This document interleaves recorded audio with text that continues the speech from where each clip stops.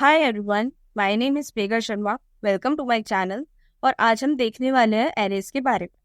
ठीक है, तो एरेज को देखने से पहले, इम्प्लीमेंट करने से पहले हम थोड़ा समझ लेते हैं कि एरेज क्या होते हैं और किस तरह से हम लोग बना सकते हैं। क्या थोड़े बहुत रूल्स हम लोग देख लेते हैं।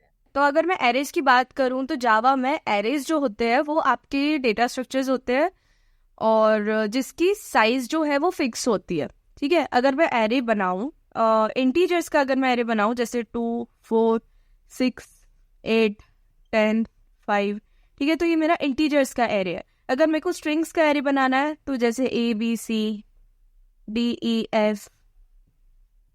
XYZ, ठीक है, तो मेरा स्ट्रिंग्स का एरे हो गया। सिमिलरली मैं फ्लोटिंग वैल्यूज का भी बना सकती हूँ, बूलियंस का भी बना सकती हूँ, ठीक है, कैरेक्टर्स का भी बना सकते हो जैसे AEIOU, ठीक है। तो मैं क्या बोल सकती हूँ कि एरे जो है वो आपका कलेक्शन है। किसका? डेटा का। डेटा का कलेक्शन है। तो बेसिकली ये आपका डेटा ही तो है। ये एक ये है ना, एक सिंगल यूनिट में डेटा है और इसी का कलेक्शन है। ठीक है, इसी का कलेक्शन है जिसको हम लोग एक एरे बोल रहे हैं। लेकिन ये एक डेटा स्ट्रक्चर है।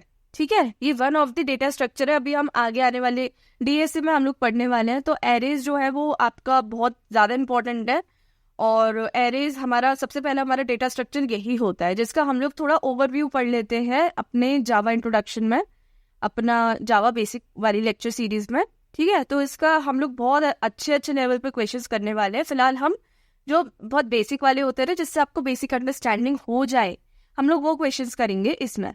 एरेज के बारे में कुछ आपको बेसिक चीजें बता देती हूँ, जैसे कि अब जब भी मैं ना बोर्ड पे समझाऊंगी तो मैं इस तरह से एरो बनाऊंगी और जब भी मैं कोड करके दिखाऊंगी तो एरो मेरा ये वाला बनेगा, सॉरी ब्रैकेट मेरा ये वाला बनेगा और स्क्वायर ब्रैकेट में यहाँ पे बताऊंगी। ठीक है, तो आप कंफ्यूज मत होना कि मैंने ये वाला ब्रैकेट क्यों लगाया, दूसरा वाला ब्रैकेट क्यों नहीं लगाया। तो जैसे कि हमारा 4, 1, 2, 8, 3 ये मेरा एरे ऑफ इंटीजर्स है। तो क्या होगा कि हमें ना, ये हमारी डायनामिक लेंथ नहीं होती है, ये हमारी फिक्स्ड लेंथ होती है। इसका क्या मतलब है कि अगर मैं कोई भी वैल्यू अगर ऐड करना चाहूँ ना इस वाले में तो मैं नहीं कर पाऊंगी। ठीक है, अगर मेरे को कोई वैल्यू जो है वो मेरे को ऐड करनी है तो वो मैं नहीं कर पाऊंगी, रिमूव करनी है तो वो मैं नहीं कर पाऊंगी। ठीक है, मेरे कहने का क्या मतलब है? मेरे कहने का ये मतलब है कि अगर आप अगर चाहो कि हाँ ये एक एरे है और एरे में से मैंने है ना ये 3 वाला रिमूव कर दिया तो अब इसकी जो लेंथ हो गई है वो हो गई है ये। ठीक है, ये 4 लेंथ हो गई है। ठीक है, तो ऐसा नहीं होता है इसमें, ऐसा नहीं होता है इसमें। ये आपकी डायनामिक लेंथ की नहीं होती है। आप अगर पाइथन में पढ़ेंगे ना तो वहां पे आपके डायनामिक लेंथ में लिस्ट होती है। ठीक है, लेकिन यहाँ पर ऐसा कुछ भी नहीं है, ये आपकी फिक्स्ड लेंथ की होती है। तो इस बात को बहुत ज्यादा ध्यान रखना।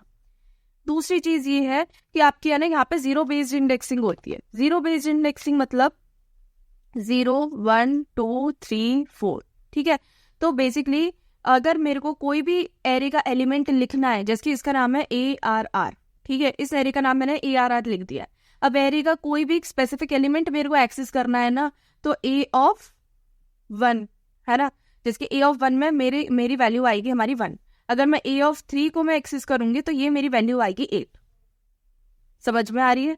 तो बेसिकली ये हमारी जीरो बेस्ड इंडेक्सिंग होती है। आप ये इस तरह से अगर आप कर देंगे ना, अगर आप इस तरह से 1, 2, 3, 4, 5, ये गलत है, ये बिल्कुल गलत है। आपकी जीरो बेस्ड इंडेक्सिंग होती है, इस चीज का भी आप ध्यान रखना। 0, 1, 2, 3, 4।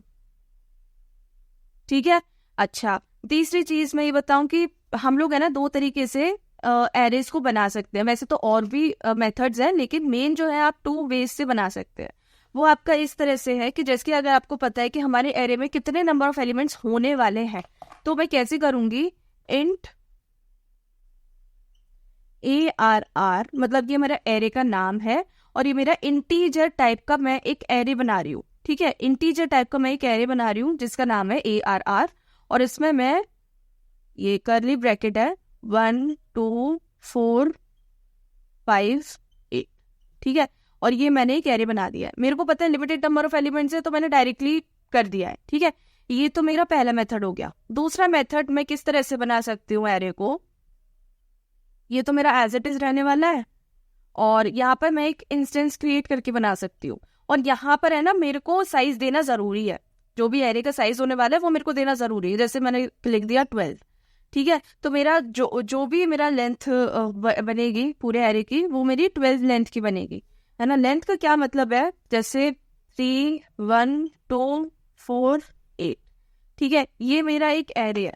तो एरे में मेरे को ये तो पता है ये मेरी 0, 1, 2, 3, 4, 5, 0, 1, 2, 3, 4, ठीक है, तो मेरी जीरो बेस्ड इंडेक्सिंग है, ये तो मुझे पता है। लेकिन इंटरेस्टिंगली देखो इसका जो लास्ट एलिमेंट है वो 4th इंडेक्स पर है, लेकिन आपको ये भी पता होना चाहिए कि इसकी जो लेंथ है वो हमारी 5 ही है ना। लेंथ का क्या मतलब होता है, number of elements in an array. तो नंबर ऑफ एलिमेंट्स इस एरे में कितने हैं, 1, 2, 3, 4, 5, 5 ही तो एलिमेंट्स है। तो आपकी जो लेंथ हो जाएगी ना, लेंथ हो जाएगी एरे की, वो मेरी 5 हो जाएगी, ठीक है। लेकिन आपका लास्ट वाला जो इंडेक्स होगा वो मेरा 4 होगा।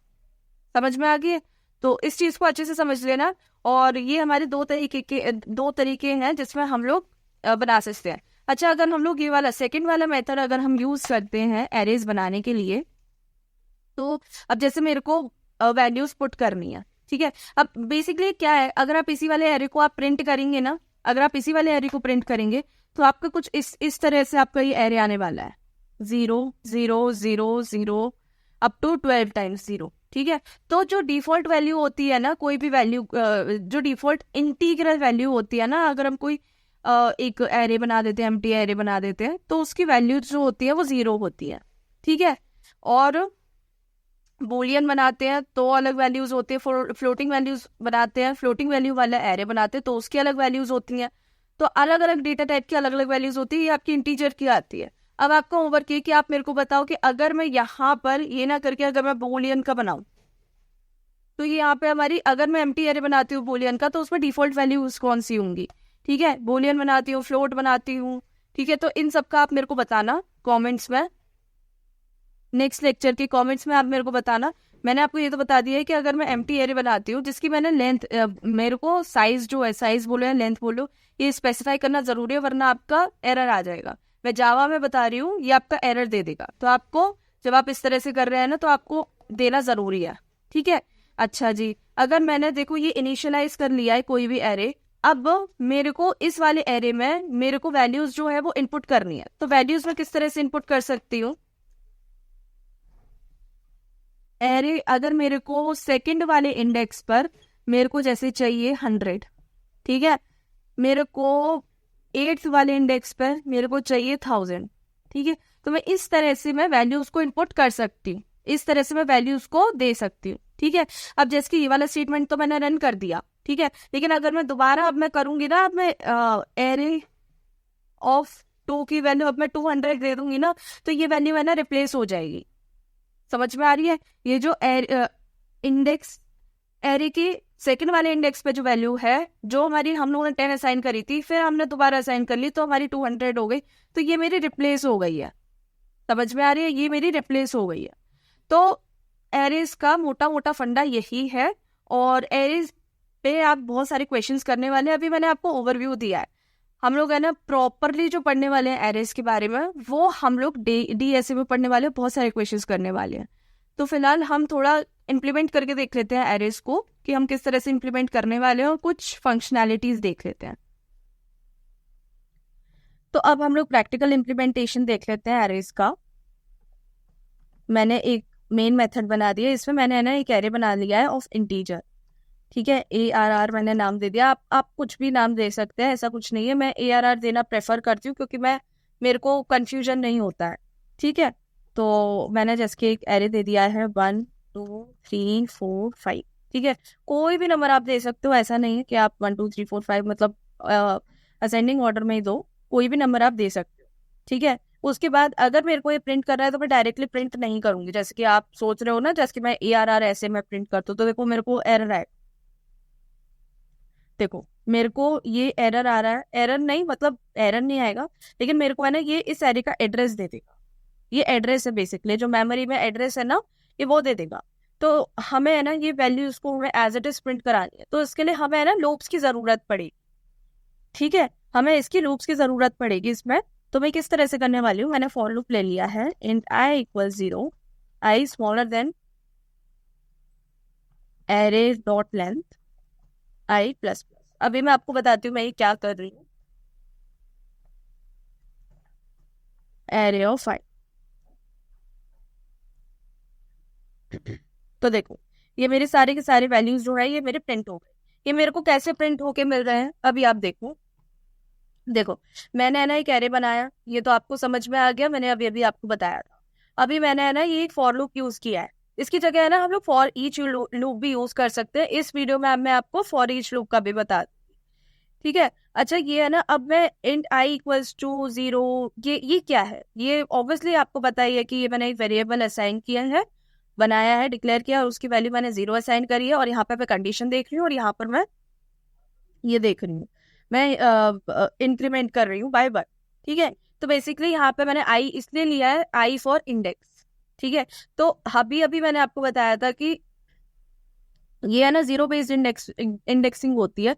इसकी जगह एक काम करते हैं, हम कोई रैंडम वैल्यूज लिख लेते हैं, जैसे 55, 47,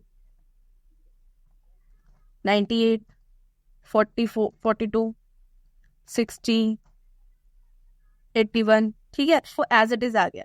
तो बेसिकली क्या है कि इस वाले एरे में ये 55 हमारा 0 इंडेक्स पर है, ये 47 हमारा 1 पर है, 98 हमारा 2 पर है, 42 हमारा 3 पर है, 60 हमारा 4 पर है और 81 हमारा 5 पर है। लेकिन जो लेंथ है वो हमारी कितनी है, 6, ठीक है, 6 लेंथ है, ठीक है। अब कोई भी एरे है ना, ये हमें एक मेथड प्रोवाइड करता है जो कि जिसकी वजह से हम लेंथ है ना डायरेक्टली पता कर सकते हैं, ठीक है। अगर मैं यहाँ पर in length equals array of length, ठीक है, तो एरे का एक लेंथ एक प्रॉपर्टी होती है, मेथड नहीं होता, सॉरी, प्रॉपर्टी होती है। मेथड और प्रॉपर्टी में ये फर्क होता है कि मेथड अगर आप आगे है ना ये आपके ब्रैकेट्स लग जाए, सर्कुलर ब्रैकेट्स लग जाए तो वो मेथड हो जाता है, नहीं लगता है तो वो आपकी प्रॉपर्टी होती है। तो एरे की आपकी एक प्रॉपर्टी है जिसकी वजह से हम लेंथ को फाइंड आउट कर सकते हैं डायरेक्टली, ठीक है। ये आपका कितना भी बड़ा हो, कितना भी बड़ा आपका ये एरे हो, कितनी भी बड़ी लेंथ हो, हमें गिनने की जरूरत नहीं है, 1 2 3, हमें मैनुअली गिनने की जरूरत नहीं है। हम डायरेक्टली लेंथ एक प्रॉपर्टी है, वो यूज करके हम लोग लेंथ को डायरेक्टली निकाल सकते हैं। तो मैंने लेंथ निकाल ली, अब मैं इसकी जगह डायरेक्टली भी क्या कर सकती हूँ, मैंने लेंथ लिख ली है और देखो ये i इक्वल्स टू 0 से i इक्वल्स टू लेंथ तक जाएगा। हमने ये 0 यहाँ पे क्यों लिया है, क्योंकि भाई इंडेक्स हमारी 0 बेस्ड हो रही है, इंडेक्सिंग हमारी 0 बेस्ड हो रही है, इसी वजह से मैंने i की वैल्यू 0 रखी, i की वैल्यू 0 से लेंथ तक जाएगी। अब आप ये देखो कि लेंथ है ना smaller than and equals to मैंने नहीं लगाया, स्मॉलर देन इसलिए लगाया है क्योंकि लेंथ हमारी है 6, लेकिन हमारा जो लास्ट वाला जो इंडेक्स है वो है हमारा 5, ठीक है। तो मेरे को 6 तक जाना ही नहीं है, मेरे को सिर्फ 5 तक ही तो जाना है, इसी वजह से मैंने आई स्मॉलर देन लेंथ रखा है, I smaller than and equals to length नहीं रखा है, ठीक है। और ये हमारा 1 से इंक्रीमेंट हो रहा है, ठीक है। तो क्या हो रहा है कि हम लोग है ना ये स्टेटमेंट प्रिंट कर रहे हैं। अब जैसे आई की वैल्यू 0, ठीक है, आई की वैल्यू 0 के लिए हम लोग पहले ये वाला स्टेटमेंट प्रिंट करने वाले हैं।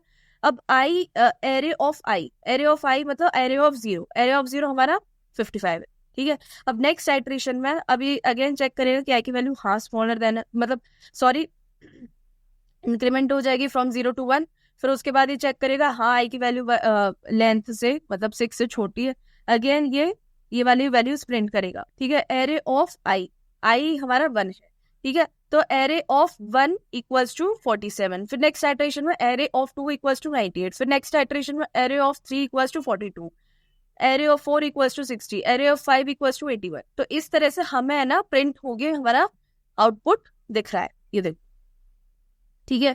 अगर आपको थोड़ा कंफ्यूजन रहता है, डाउट होता है, तो आप मेरे को प्लीज कमेंट्स में बताओ। जैसे जैसे ये हर एक आइट्रेशन में आई की वैल्यू चेंज हो रही है, हम लोग एरे की वैल्यू आई पर हम लेके फिर हम लोग प्रिंट कर रहे हैं, समझ में आ रही है। दूसरी चीज आपकी ये है कि हम लोग है ना विदाउट इंडेक्स के भी हम लोग एरे के एलिमेंट्स को हम प्रिंट कर सकते हैं। तो कैसे हम लोग फॉर ईच यूज करके हम लोग यूज करके हम कर सकते हैं। अब देखो मैंने फॉर लगाया और इंट एक्स, अभी आप देखना मैं कैसे कर, तो पहले मैं आप कोड कर देती हूँ, उसके बाद मैं आपको एक्सप्लेन करती हूँ। तो यहाँ पे अब मैंने एक्स को प्रिंट कर दिया और इसको हम लोग देख लेते हैं। तो देखो हमारा एज इट इज प्रिंट हो रहा है। इसका मतलब क्या है कि देखो यहाँ पर मैं देखो इंडेक्स ले रही थी, ठीक है, लेकिन यहाँ पर मैं डायरेक्टली एक्स मतलब एलिमेंट को ही उठा रही हूँ और मेरे को पता है कि एरे में जितने भी एलिमेंट्स हैं उन सबका डेटा टाइप हमारा इंटीजर है। क्यों? क्योंकि हमने इनिशियलाइज ही इंटीजर से किया है। ठीक है, मेरे को पता है कि हमारा एरे जो है उसका टाइप, मेरा डेटा टाइप जो है वो मेरा इंटीजर होने वाला है, तो इसी वजह से मैंने इंट यहाँ पे दे दिया, यहाँ पे मैंने एक वेरिएबल असाइन कर दिया है। ठीक है, अब मैं क्या कर रही हूँ, ये मैंने कोलन लगाया और उसके बाद मैंने एरे का नाम लिख लिया है। ये जो स्टेटमेंट है ना, ये जो अंदर जो कंडीशन है जो भी है, ये हमारी क्या बता रही है कि मैं इस वाले एरे में से हर एक एलिमेंट ले रही हूँ जिसका नाम जो है मैंने एक्स रख दिया है। ठीक है, बेसिकली इसमें हम लोग क्या कर रहे हैं, पहले इटरेशन में एक्स की वैल्यू ये हो गई, दूसरे इटरेशन में एक्स की वैल्यू ये हो गई, तीसरे में ये हो गई, फोर्थ इटरेशन में ये, फिफ्थ में ये, और सिक्स्थ में ये वाली वैल्यू हो गई। समझ में आ रही है? तो हर एक आइटरेशन में एक्स की वैल्यू चेंज हो रही है, पहले में ये, दूसरे में ये, तीसरे में ये, चौथे में ये, फिफ्थ में ये, सिक्स में ये। ठीक है, तो एक्स की वैल्यू अब हमारी वेरिएबल है यहाँ पे, तो वेरिएबल वैल्यू ऑफ एक्स के लिए हम लोग एक्स की वैल्यू प्रिंट कर रहे हैं, और देखो हमारा एज इट इज हमारा प्रिंट हो क्या है। तो इसी को बोलते हैं हम लोग फॉर ईच लूप। इसको अभी मैं हटा देती हूँ और एक चीज देख लेते हैं हम लोग। जैसे अब मेरे को है ना एरे का कोई स्पेसिफिक एलिमेंट मेरे को प्रिंट करना है, तो वो मैं किस तरह से करूँ। मेरे को जैसे ये 98 मेरे को प्रिंट करना है, तो 98 में किस तरह से प्रिंट करूंगी, 98 में किस तरह से प्रिंट करूंगी, मेरे को पता है 0 1 2 सेकेंड इंडेक्स पे हमारा ये आने वाला है, तो मैं किस तरह से प्रिंट करूंगी, एरे ऑफ 2।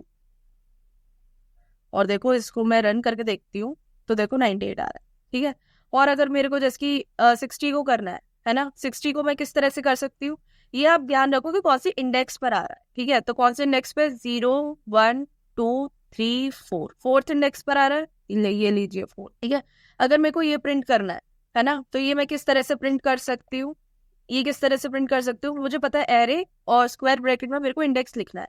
तो इंडेक्स मेरा मैं क्या कर सकती हूँ कि देखो ये जितनी भी लेंथ मेरी क्या है, 6। ठीक है, 6 - 1 = 5, तो 5 हमारा इंडेक्स, 5 क्या है, हमारी इंडेक्स ऑफ 81। तो मैं ये भी तो कर सकती हूँ, लेंथ माइनस का 1, तो देखो हमारा 81 प्रिंट हो रहा है। ये मैंने कैसे किया, लेंथ माइनस का 1, लेंथ हमारी कितनी है, 6 है ना, 6 हमारी लेंथ है, और 6 - 1 = 5, और मुझे पता है कि एरे की 5th वाले इंडेक्स पे हमारा लास्ट वाला एलिमेंट है।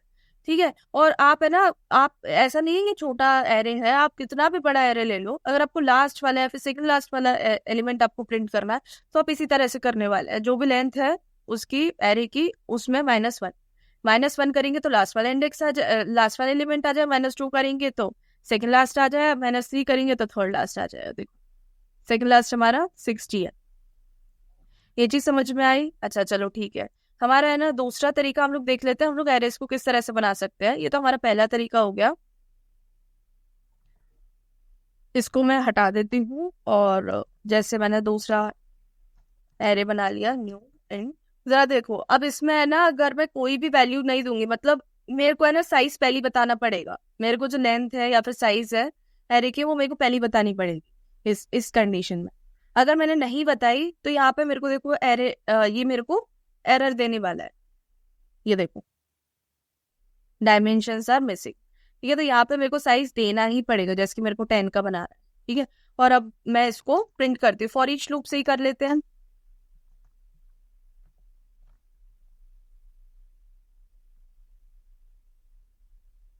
तो देखो हमारा 0 0, मैंने आपको यही चीज बताई थी कि आपकी जो डिफॉल्ट वैल्यू है ना, वो आपकी 0 ही होगी। ठीक है, अच्छा अगर मेरे को इसमें कोई एक वैल्यू असाइन करनी है, जैसे कि मेरे को इंडेक्स 4 पर मेरे को चाहिए 44, और इंडेक्स 2 पर मेरे को चाहिए 55। ठीक है, तो अब देखना, एक काम करते हैं, इसको प्रिंट एलन ना करके प्रिंट ही कर लेते, सो दैट कि सेम लाइन में आ जाए। तो देखो मेरा 0 1 2 सेकेंड इंडेक्स में मेरा आ गया 54, और फोर्थ इंडेक्स पर आ गया मेरा 44। समझ में आ रही है? तो इसी तरह से हम वैल्यूज को असाइन भी कर सकते हैं, और ये हमारा है फॉर ईच लूप। और अगर बाकी कुछ होगा तो मैं आपको बताती हूँ आगे आने वाले लेक्चर में। बाकी जो बेसिक है वो हम लोगों ने कवर कर लिया है इस वीडियो में। फिलहाल के लिए इतना ही, मिलते हैं नेक्स्ट वीडियो में। अगर आपको मेरी वीडियो पसंद आई हो, then do like this video, subscribe my channel and share it with your friends. Thank you.